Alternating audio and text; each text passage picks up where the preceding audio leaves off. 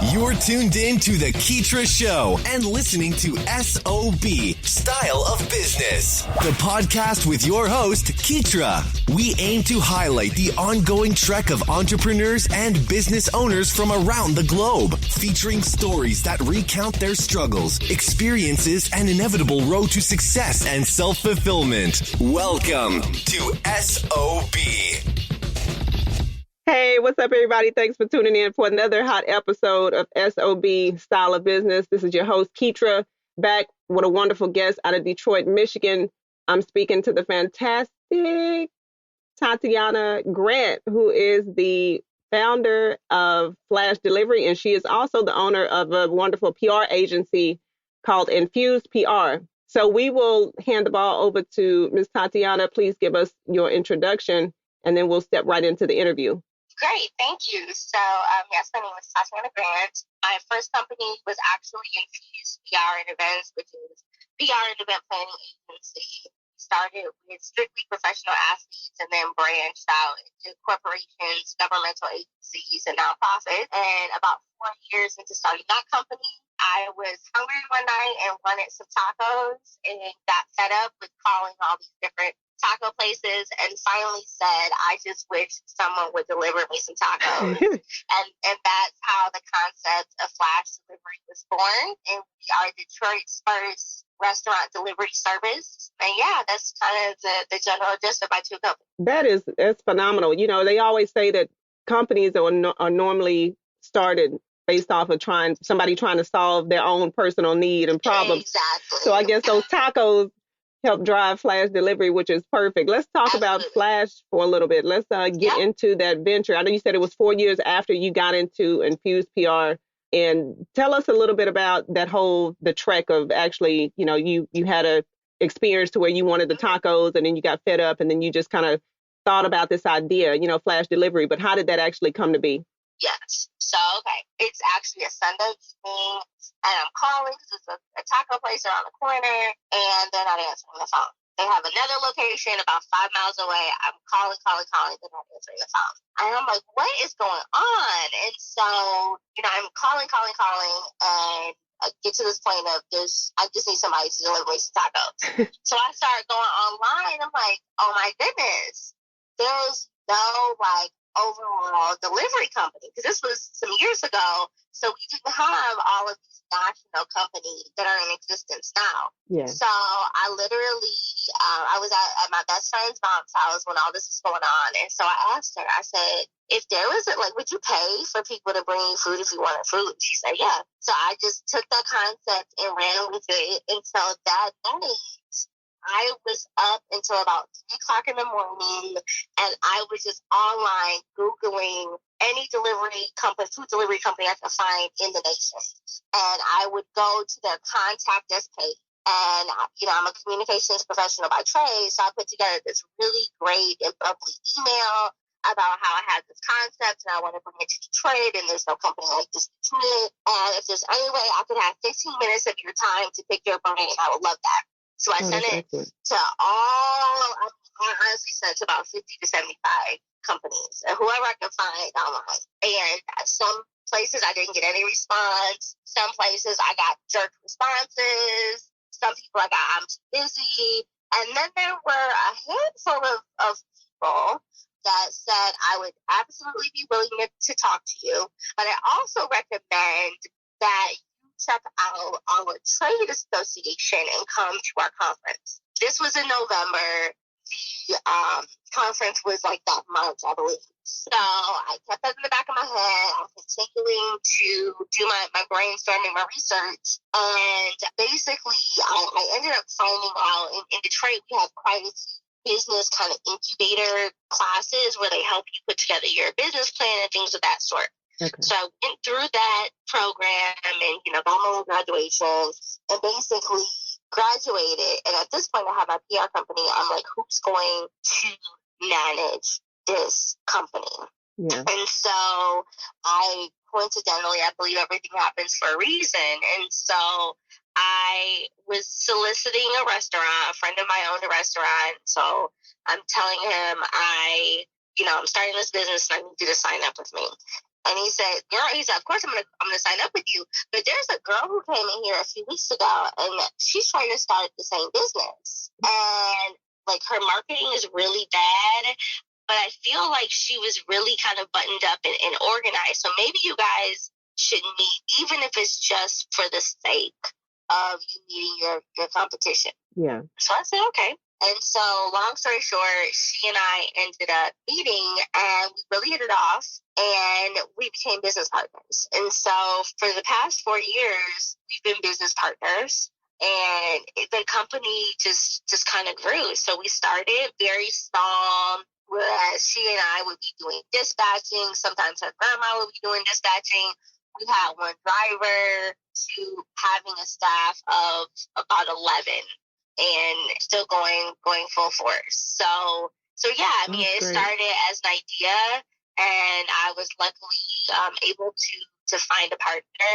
She actually has since decided to go in another direction, and now I'm back to being the founder solely. But yeah, when I did have a partner, we kind of built it together, and had our trials and tribulations of going through business plan competitions and any and everything you can imagine. So to going after like contracts, to now we're in a very competitive space because there's a lot of national venture funded companies are in the space now. Yeah. So it's definitely been a true entrepreneurial roller coaster. Absolutely. Yeah, I can imagine. And I know right now you guys are specifically serving the greater downtown Detroit area.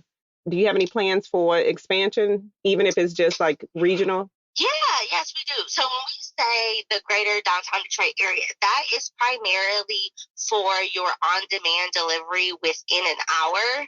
We definitely have clients throughout the state of Michigan that if it's a pre kind of scheduled delivery, we do that throughout the state. It's just when you go online and say, I want food right now, that we're only in a concentrated area. Oh, wow. That is so good. Great. Yeah. And I know you just mentioned the national chains and, I know everybody is, we're getting accustomed to getting things right away and on demand. What do you think about companies like such as yours and even like the way that the newcomers come in? Like, do you think that there'll be an opportunity for the entrepreneurs and like the smaller businesses to thrive within that market based off of the consumer demand? Yes. So, it's definitely very competitive, but what we've been able to do and how I feel we've been able to stay competitive is really focusing on customer service and really focusing on loyalty. We have some customers that order meals from us 3 to 4 times a day. We have one lady who's a senior, and she told us she stopped cooking about 15 years ago. And her kids are all out the house, and we literally deliver to her 3 times a day. So the main thing is just figuring out what your niche is and sticking to that is how we're staying competitive. And we're doing a few different things. We actually recently got our liquor license so that we can also deliver beer, wine, and spirits. So, you just have to be creative and just have to figure out how to grind things out, especially when you're getting into these really competitive spaces where you have a fraction of the budget of these huge national companies. Exactly. Yeah, no, you're definitely right about that. And I know speaking of creativity, especially with having communications background and with you being a publicist, so tell us about like Infused PR. That was the first entrepreneurial venture. How is that different as far as, starting the Flash and then you have Infused PR? What's the difference between those experiences when you first started? Right. So even though they're both service-based businesses, I coincidentally started Infused in 2008. I left my dream job. I worked at the Palace Sports and Entertainment, which owns the Detroit Pistons. At the time, they owned the Detroit Shock, the Tampa Bay Lightning. They had about 4 different sports teams, professional sports teams. And I left my job to become an entrepreneur. Well, I did this during economic recession. I had no idea what was going on, but I want to be an entrepreneur. And the timing worked out right because as I did that, most corporations were downsizing and laying off their marketing and PR departments, and they were hiring freelancers. So it actually worked out great for me because as soon as I left, I started picking up clients. I sent that email that said, hey, I'm going to become an entrepreneur. Here's my personal email address. And people in my network started contacting me, say, hey, I have a project, I need a publicist. Hey, I have a project, I need an event planner. And everything kind of, spiraled from there. And yeah, I mean, it started off, my first client was a first round number 3 draft pick in the NFL. And it definitely kept me and my team very busy. And then I honestly got kind of burned out just from insanity of sports PR. Yeah. And I was in grad school at the same time getting my master's in PR. And so when I graduated 2 years later, so I was doing all that at the same time, I told myself, I said, you're done with your business based, on word of mouth. Now it's time to just put yourself out there and make a company. And so I fully believe in putting things in the atmosphere. And I did that. And, within a few months, I picked up a client, and it was actually an event planning client for a guy, a white guy, who was running for mayor of the city of Detroit. And the city of Detroit hadn't had a white mayor in, I don't even know, probably 30-something years. And, quite a long time. Yeah. And so needless to say, I started off as his event planner, and then he ended up becoming the mayor of Detroit. And from there, the company to me really kind of took off.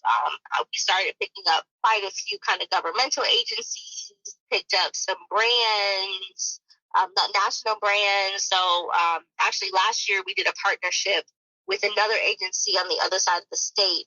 And we picked up account for McDonald's for the state of Michigan. So we're focused on the Detroit African-American consumer market side of it. But yeah, I mean, pretty much the company just has grown organically. I would say 95% of our business comes from referral of word of mouth. And my team and I just work really, really hard. And that's how I built both of my businesses. Excellent. Okay. And as a business owner, tell us, what are some of the tools or strategies that have helped you to develop and stay on top of your businesses? So tools, I would definitely recommend any sort of project management tool as you start to have people more than yourself. I'm pretty good at managing my time, but when you start having other people, especially when, you start off and most of the people aren't employees or you're working with independent contractors, really, to me, working with a Trello, a 5PM, a 17 hats, things of that sort really help. I am addicted to my planner and to-do lists. To me, in order to divide and conquer, you have to be organized. I would say whatever it takes in your own insane, organized kind of way, make it happen so that you can train yourself. I personally, I start my day with prayer and meditation. To me, you also have to have that sense of inner strength, inner peace, inner everything. Yeah. So I focus on that. I put together my to-do list. I ask God, please let me be as productive as you need me to be to live out my purpose and mission in this day. Because I may have a to-do list and it goes haywire, and I just have to be okay with knowing it wasn't meant to be today. Okay, it's like that sometimes. Yeah, it definitely is. And then, I will also say, as best you can, try to have your finances in order. I'm now older. I'm 34. I started Infused when I was 24. And luckily I had a corporate background, but looking back on it, I made a mistake, and I basically took out of my 401k and my retirement savings to start my businesses. And I honestly ruined my credit. And so here we are 10 years later, and I'm finally in a place where I'm back to having good credit. I have quite, an amazing financial situation. I'm a new mom. I keep my daughter's 4 months old. She has a college fund. I'm definitely in a good place now, but I made mistakes in the beginning, and I'm just blessed enough that I was able to recover and beyond to where I am now. And then also, when you get in that position, give back as much as you can. So I mentor, I donate my time, I donate my money. Everything to me is about a 365 degree way of life. Everything comes back around. That's awesome news that you can use. Thank you so much for sharing that tidbit of information. I'm certain that it's going to do some of these listeners a great deal of good. Tatiana, tell us about what do you enjoy most about being an entrepreneur? So I think I enjoy the madness of being in it. And then when it's done, looking back and having the fulfillment of, oh my gosh, I can't believe I made this happen. And as I was going 19, so, a couple weeks ago, literally sat in my house and started crying because there were times in 2018 where I physically did not know how I was going to do everything that I needed to do. I didn't know how I was going to have my baby. I didn't know how I was going to, most of the times, be in two places at once. I didn't know how I was going to do most of the stuff. I didn't know how I was going to manage our McDonald's account. We just got it, last year. Yeah. I'm like, how am I to do all this? How am I going to build this business this big and still have Flash? And then looking back as I was going into 2019, I just was so thankful that I made it. And it's really, to me, when you look back, and you're like, oh my gosh, I remember I made that happen. Or when you talk to people and they're like, oh, I know you from this because I was at this event. I saw you running around, or I heard about you, from so-and-so. And then, those types of things to me make it worth it. And then also, I have my holiday party for my team. And most of them are older African Americans that maybe retired and they wanted some additional projects. Some of them are straight out of college, but whatever the case, may be, they all are motivated by me. If they're older, they're like, you give me hope of what our future is. If they're younger, they're like, I'm so happy to know that there's somebody like you that's taking care of us. To me, there's fulfillment in paying people. It's stressful, payroll and everything, but when it's all said and done, I'm like, people's livelihoods are made because of me. It's a really great feeling. That's some good stuff. Good stuff. What advice can you share with some of us that have different ideas of projects that we have yet to launch? I would say look at them from different angles. Just don't look at it from the angle of, oh my goodness, this is such a great idea. Really be the devil's advocate. For all of my companies, I did surveys. So literally do a quick little Google survey, a Facebook survey, poll, whatever the case may be, and really get people's opinions. What do they think of it? How much would they be willing to pay for it? How frequently would they use it? Don't just keep your lens of positivity on there and then continuously work. None of this is easy. Some people have success stories, and if you talk to anyone who has a success story, if they give you the real, there's a whole bunch of BS and downtimes in between those successes. Right. So just keep going, keep yourself motivated, keep yourself intact. I have a practice every month. I get massages. When I was pregnant, they were every week.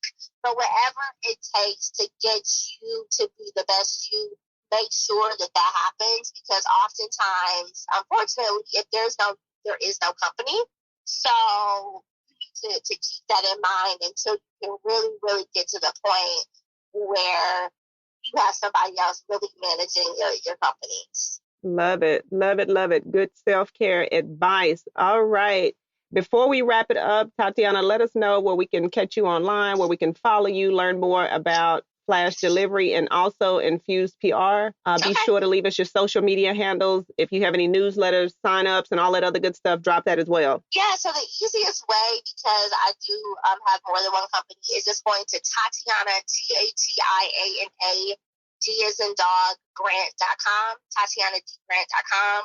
And there you can find the link to my companies as well as the social and everything like that. And then on Instagram, I am Tatiana Grant as well. All right. Yeah.